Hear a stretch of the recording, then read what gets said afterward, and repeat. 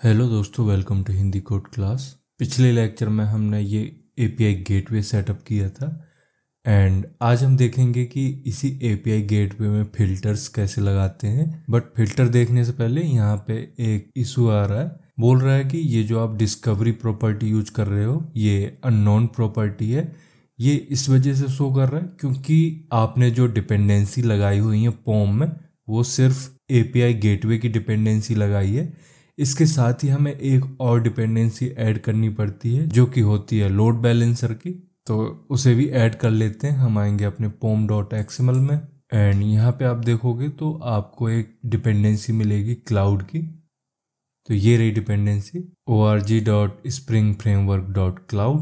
इसमें हमने जो डिपेंडेंसी लगाई हुई है वो स्टार्टर गेटवे सर्वर वेब मैविन की है, बट हमें वेब मैविन नहीं चाहिए। यहाँ पे हमें चाहिए था ओनली गेटवे, क्योंकि हम यूज कर रहे हैं यहाँ पे वेब फ्लक्स, तो मैविन वेब फ्लक्स के साथ यूज नहीं हो सकती। इसको हटाइए और इसी के साथ यूज करते हैं हम लोड बैलेंसर। तो इसको कर लेते हैं कॉपी एंड इसी के बाद इसको कर दीजिए पेस्ट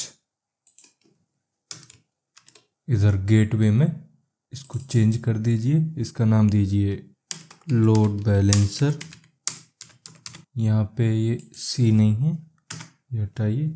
अब यहाँ पे देखोगे तो एक एक्सेप्शन आ रही है। ये कह रहा है कि जो आप डिपेंडेंसी वर्जन यूज कर रहे हो वो मिसिंग है। तो एक काम करते हैं, यहाँ नीचे जो आप डिपेंडेंसी मैनेजमेंट यूज करते हो इसमें आप वर्जन चेक करोगे और यहाँ पे स्प्रिंग क्लाउड वर्जन उठा रहा है। तो स्प्रिंग क्लाउड वर्जन ऊपर आपने यहाँ पे कहीं भी डिफाइन किया होगा, ये है स्प्रिंग क्लाउड वर्जन। इसको चेंज कर देते हैं, ये 2024 कर देते हैं इसको एंड 1 वर्जन का कुछ नहीं, यहाँ पे 0 करिए। तो 2024.0.0 अब करिए इसको सेव। ये आपका परफेक्टली हो गया। अब हम एपीआई गेटवे में फिल्टर्स को यूज करेंगे। तो फिल्टर्स का यूज क्यों करते हैं? क्योंकि जब आप माइक्रो सर्विस बना रहे होते हो तो वहाँ पे एपीआई गेटवे से बहुत सारी रिक्वेस्ट पास हो रही होती हैं। मतलब यहाँ पे सर्वर के अंदर आने वाली हर रिक्वेस्ट एक प्रोसेस से निकलती है, प्रोसेस से ही गुजरती है। जैसे एयरपोर्ट पर सिक्योरिटी चेक होता है वैसे ही गेटवे पर भी रिक्वेस्ट का चेकिंग होता है। कुछ चेकिंग ऐसी होती है जो सभी पैसेंजर्स के लिए होती है, इसको बोलते हैं ग्लोबल फिल्टर्स। एंड कुछ ऐसी चेकिंग होती है जो एक पर्टिकुलर टाइप के पैसेंजर पर होती है, ऐसे फिल्टर को राउट स्पेसिफिक फिल्टर बोलते हैं। तो सेम कॉन्सेप्ट अप्लाई होता है एपीआई गेटवे में, ठीक है। एंड यहाँ पे हम स्टार्ट करेंगे ग्लोबल फिल्टर से। तो ग्लोबल फिल्टर क्या होता है? ग्लोबल फिल्टर ऐसे फिल्टर होते हैं जो कि हर रिक्वेस्ट पर अप्लाई होता है। आप यूजर सर्विस को हिट करो या ऑर्डर सर्विस को हिट करो, किसी भी सर्विस को आप हिट करते हो तो हर रिक्वेस्ट ग्लोबल फिल्टर से ही होके जाएगी। इसका मेनली यूज लॉगिंग के लिए होता है। इसके अलावा अगर आपको कोई कॉमन हेडर यूज करना है तो वो भी आप यहाँ पे यूज कर सकते हो। आईपी ब्लॉकिंग, रेट लिमिटिंग, बहुत सारी चीजें आप इस ग्लोबल फिल्टर में ऐड कर सकते हो। तो ग्लोबल फिल्टर कैसे बनाते हैं? हम आएंगे अपने main/java में। यहाँ पे आपके पास पैकेज है com.ecommerce.gateway। इसी में राइट क्लिक करिए, न्यू एंड पैकेज। इसमें डाल दीजिए फिल्टर, इसको करिए फिनिश। अब इसी पैकेज में करिए right click, new and class. इसका नाम देते हैं कस्टम ग्लोबल फिल्टर। इसको करिए फिनिश। अब इसको ग्लोबल फिल्टर बनाने के लिए एक यहाँ पे इंटरफेस इंप्लीमेंट करते हैं। इंप्लीमेंट्स ग्लोबल फिल्टर, ये स्प्रिंग क्लाउड गेटवे का इंटरफेस है। एंड अपने कस्टम फिल्टर को ग्लोबल फिल्टर बनाने के लिए इसी इंटरफेस का आपको यूज करना होता है, इसको इंप्लीमेंट करना होता है। इस ग्लोबल फिल्टर के 2 काम होते हैं। पहला, ये रिक्वेस्ट को इंटरसेप्ट करता है, मतलब गेटवे में आने वाली हर रिक्वेस्ट को पहले इस फिल्टर से ही गुजरना होता है। एंड दूसरा काम होता है इसका, रिस्पॉन्स को भी ये इंटरसेप्ट करता है। मतलब जब माइक्रो सर्विस रिस्पॉन्स भेजती है तो वो भी ग्लोबल फिल्टर से ही गुजर के जाती है। अब इसके पास एक मेथड होता है, उसको इम्प्लीमेंट कर लेते हैं। यहाँ पे अनइम्प्लीमेंटेड मेथड जिसका नाम है फिल्टर। अब यहाँ पे देखोगे आप तो लिखा है यहाँ पब्लिक मोनो वॉइड फिल्टर। तो ये क्या चीज़ है, इसको हम डिटेल में समझते हैं। तो यहाँ पे सबसे पहले हम बात करते हैं कि ये मोनो क्या है। तो मोनो एक रिएक्टिव टाइप है जो कि 1 या 0 वैल्यू रिटर्न करता है, वो भी असिंक्रोनसली। अब मैं इसे थोड़ी और डिटेल में बता रहा हूँ, तो आपको इसे बहुत ही केयरफुली समझना है। यहाँ पे आपको एक लाइन याद रखनी है कि जो गेटवे है स्प्रिंग वेब फ्लेक्स पर बना है। वेब फ्लेक्स क्या है? वेब फ्लेक्स एक reactive and non blocking framework है, एंड इसी फ्रेमवर्क की लाइब्रेरी को हमने अभी ऐड किया था अपने pom.xml में। अब यहाँ पे एक और वर्ड आता है रिएक्टिव। तो रिएक्टिव प्रोग्रामिंग एक ऐसा प्रोग्रामिंग मॉड्यूल है जो asynchronous, non blocking and event driven तरीके से काम करता है। ठीक है, अब बात करते हैं रिएक्टिव टाइप की। रिएक्टिव समझ में आ गया क्या होता है? अब रिएक्टिव टाइप क्या होता है? तो स्प्रिंग में रिएक्टिव प्रोग्रामिंग के लिए प्रोजेक्ट रिएक्टर यूज होता है जो मेनली 2 रिएक्टिव टाइप देता है। एक होता है मोनो टाइप और दूसरा होता है फ्लक्स टाइप, एंड यही मोनो इस मेथड में यूज हो रहा है। अब अगर इसको और भी डिटेल में समझना है तो मुझे कमेंट में बताइए, मैं इसके लिए एक सेपरेट लेक्चर तैयार कर दूंगा जिससे आपको सारे कॉन्सेप्ट एंड डाउट क्लियर हो जाएंगे इस रिएक्टिव प्रोग्रामिंग से रिलेटेड। अब मैंने बताया कि ये जो मोनो है वो 1 या 0 रिटर्न करता है, 1 या 0 वैल्यू रिटर्न करता है। तो यहाँ पे आपको लग रहा होगा कि या तो ये 0 रिटर्न कर देगा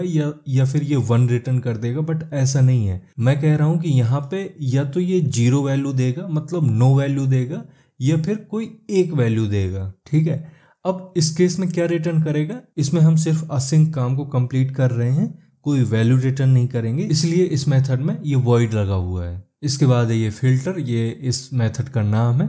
इसके बाद आता है ये सर्वर वेब एक्सचेंज। ये पूरा रिक्वेस्ट एंड रिस्पॉन्स का कॉन्टेक्स्ट होता है, यानी कि इस ऑब्जेक्ट के पास रिक्वेस्ट भी होता है, रिस्पॉन्स भी होता है, हेडर भी होते हैं, कुकीज भी होता है, पैरामीटर भी, सारी चीजें इसी ऑब्जेक्ट के अंदर होती हैं। अगर हमें ऑथेंटिकेशन टोकन पढ़ना है या रिक्वेस्ट का पाथ चेक करना है या रिक्वेस्ट में कुछ मॉडिफाई करना है तो ये सब कुछ इस एक्सचेंज ऑब्जेक्ट से पॉसिबल है। अब आता है गेटवे फिल्टर चेन। तो गेटवे में कई फिल्टर्स होते हैं एंड उन सब के बीच में एक चेन होती है एंड उसी चेन को ये रिप्रेजेंट करता है। ठीक है, अब हम इसके अंदर इसको इम्प्लीमेंट करने के लिए सबसे पहले क्या करेंगे, इसको हटाते हैं एंड यहाँ लिखते हैं system.out.println।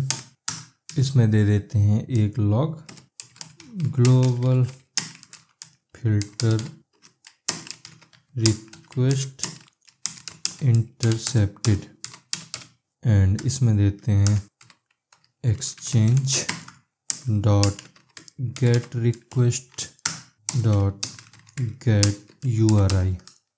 तो ये क्या करेगा, ये गेटवे फिल्टर में उस URL को फेच करता है जो क्लाइंट ने हिट किया है। इससे हमें रिक्वेस्ट की कंप्लीट इंफॉर्मेशन मिल जाती है, मतलब पाथ क्या है, क्वेरी पैरामीटर क्या है, होस्ट क्या है, सब कुछ हमें इसके अंदर मिल जाता है। अब हम इसको सिंपली रिटर्न कर देंगे, इसमें हम कुछ ज़्यादा ऐड नहीं कर रहे हैं अभी। ठीक है, इसको हटाइए, यहाँ लिखेंगे चेन डॉट फिल्टर, इसमें एक्सचेंज पास हो गया। इसका मतलब होता है कि ये फिल्टर कंप्लीट हो गया है, आप अगला फिल्टर चलाओ। एंड अगर कोई फिल्टर नहीं है इसके बाद तो रिक्वेस्ट सीधा माइक्रो सर्विस को पास हो जाती है एंड वहां से जो रिस्पॉन्स आएगा वो वापस इसी गेटवे को मिलता है। इसके बाद यूज कर लेंगे हम देन का डॉट देन, मतलब जब ये काम हो जाए, आपका रिस्पॉन्स आ जाए, इसके बाद आपको ये देन के आगे वाला कोड एग्जीक्यूट करना है। इसमें आप लिखोगे मोनो डॉट फ्रॉम रनेबल,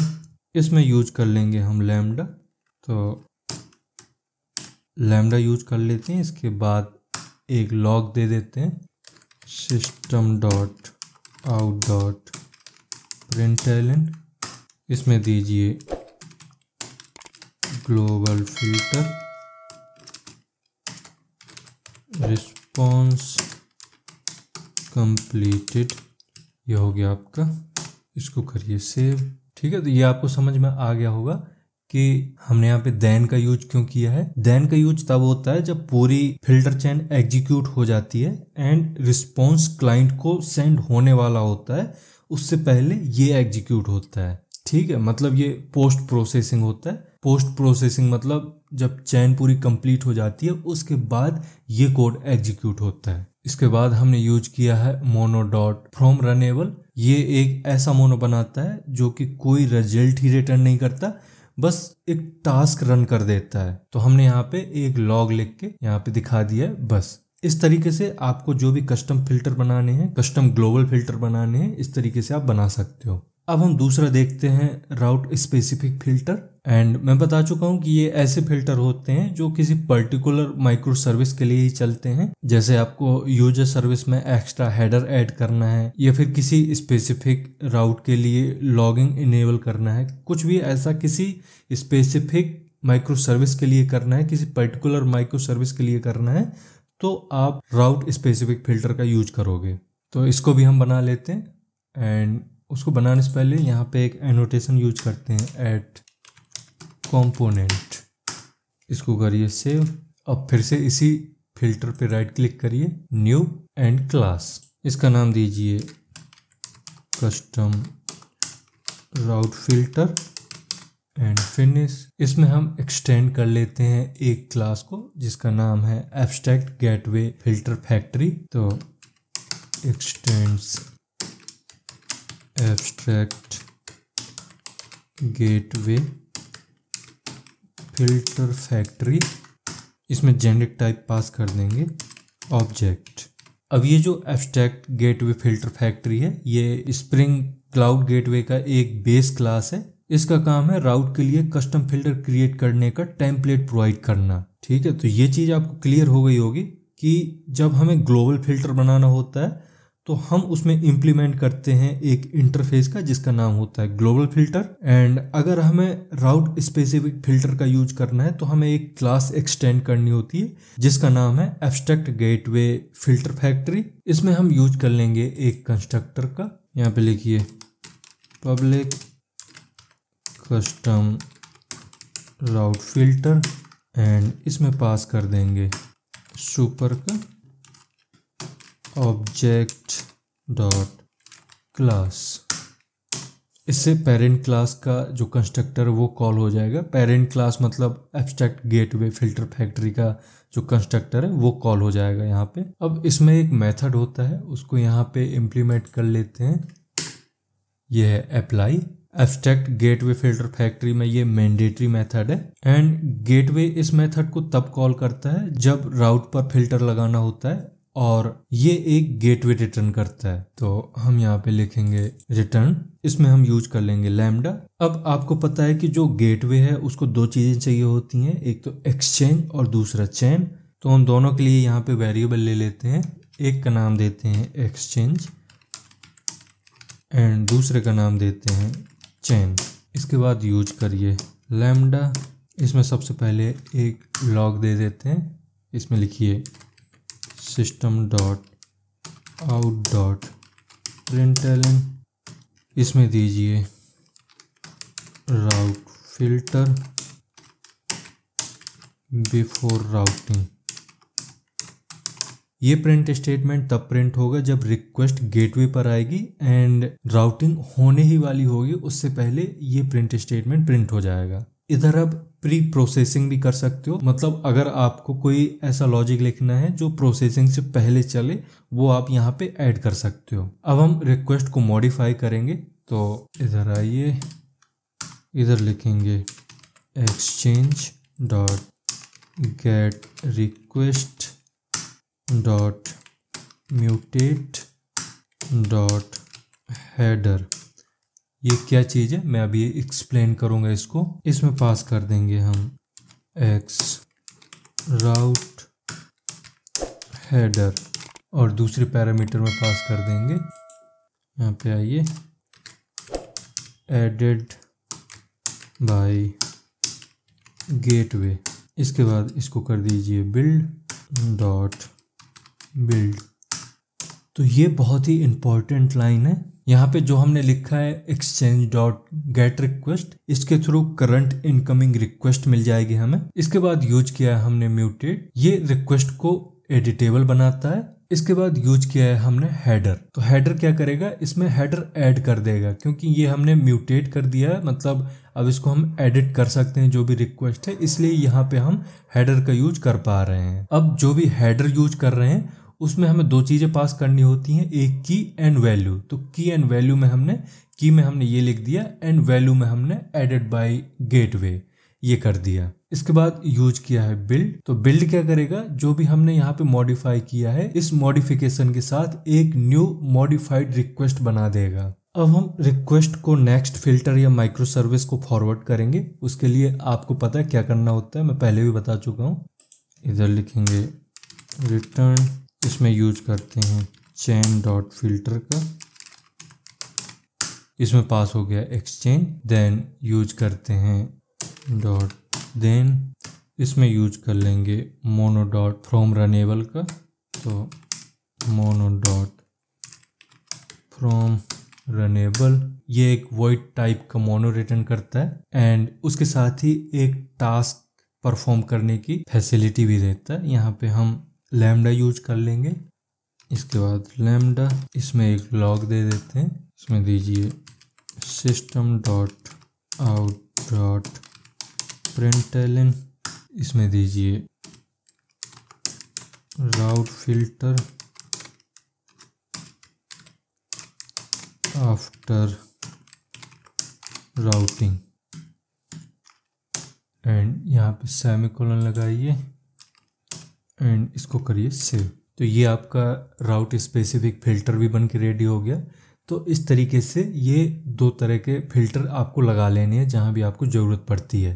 तो मैंने एक ओवरव्यू दे दिया। अब इसके अंदर आप क्या लॉजिक यूज करते हो, आप लॉगिंग या ऑथेंटिकेशन क्या यूज करते हो, वो आपकी रिक्वायरमेंट के ऊपर डिपेंड करता है। अब ये जो आप राउट स्पेसिफिक फिल्टर यूज करते हो ये तभी काम करता है जब इसको कॉन्फ़िगर करते हो अपने प्रॉपर्टी फाइल में। तो हम जाएंगे अपने application.yml फाइल में एंड इधर गेटवे में आपको सेट करना है राउट। तो हम आएंगे यहाँ डिस्कवरी के जस्ट नीचे एंड इधर लिखिए राउट कॉलन ID, इसमें दे देंगे यूजर सर्विस। इसके बाद सेट करेंगे URI, तो colon load balancer colon / user service. इसके बाद देते हैं predicate colon path equal / user / abstract. इसके बाद यूज करते हैं फिल्टर कॉलन, इधर फिल्टर का नाम कस्टम राउट फिल्टर। इसके बाद एक और एब्स्ट्रैक्ट दीजिए। अब यहाँ पे ये जो मिस्टेक दिख रही है वो सिंटैक्स मिस्टेक है, क्योंकि सबसे पहले तो यहाँ पे प्रीडिकेट्स होता है एंड देन इसके बाद वाला जो काम होता है वो नीचे होगा। यहाँ पे आइए, अब इससे आपको टैब हटा देना है, इसमें स्पेस करना है एंड इसी तरह से इसको भी नीचे लाइए, यहाँ से स्पेस हटाइए एंड इधर से आपको टैब हटाने पड़ेंगे। अब यहाँ पे ये आउट नहीं है, राउट है, इसको राउट करिए, राउट्स ऐसे करिए एंड अब ये एक लिस्ट होती है, ऑब्जेक्ट की तरह इसको यूज नहीं कर सकते हो आप। तो यहाँ पे भी आपको ये डैश लगाना पड़ेगा, इसको भी आपको अंदर करना पड़ेगा, इसमें भी स्पेस दीजिए एंड इसमें भी स्पेस, इसके बाद इसमें भी। अब करिए इसको सेव, अभी आपका परफेक्ट हो गया। तो इस तरीके से आपको बना लेना है। अब इसमें हमने दिया है सबसे पहले आईडी में यूजर सर्विस यहाँ पे दी हुई है। ये राउट का यूनिक नेम होता है, यहाँ पे आप कोई भी नाम लिख सकते हो, बस वो यूनिक होना चाहिए। इसके बाद दिया है हमने URI, ये बताता है कि रिक्वेस्ट को किस माइक्रो सर्विस के पास फॉरवर्ड करना है। इसमें हमने यूज किया है LB मतलब लोड बैलेंस्ड। इसमें यूरेका डिसाइड करता है कि किस माइक्रो सर्विस इंस्टांस को चूज करना है। इसके बाद यूज किया है हमने प्रीडिकेट्स मतलब कंडीशंस। इसका मतलब होता है कि किस टाइप की रिक्वेस्ट को इस राउट में अलाउ करना है। तो इसमें हमने पाथ दे दिया है यूजर, मतलब जितनी भी यूजर से रिलेटेड URL है उन सब में ये फिल्टर यूज होगा। इसके बाद हमें देना होता है फिल्टर, इसमें हमें मेंशन करना होता है उस कस्टम फिल्टर का नाम जो हमने बनाया है। तो हमने बनाया था अभी कस्टम राउट फिल्टर, उसी को यहाँ पे मेंशन कर दिया है और भी अगर आप फिल्टर यूज कर रहे हो तो उनको भी इसी तरीके से आपको मेंशन करना है। अब इस लेक्चर में इतना ही रहने देते हैं। इसके अलावा अगर आपको ऐसे गेटवे के अंदर ऑथेंटिकेशन, सिक्योरिटी या और भी एडवांस फिल्टर ऐड करने हैं तो मुझे कमेंट में बताइए, मैं उसके लिए भी एक सेपरेट लेक्चर बना दूंगा। एंड अगर इस लेक्चर के थ्रू आपको कुछ समझ में आया है तो इसको लाइक करिए। एंड अभी तक आपने अगर चैनल को सब्सक्राइब नहीं किया है तो चैनल को सब्सक्राइब भी कर लें। अब हम मिलते हैं नेक्स्ट लेक्चर में। Thank you.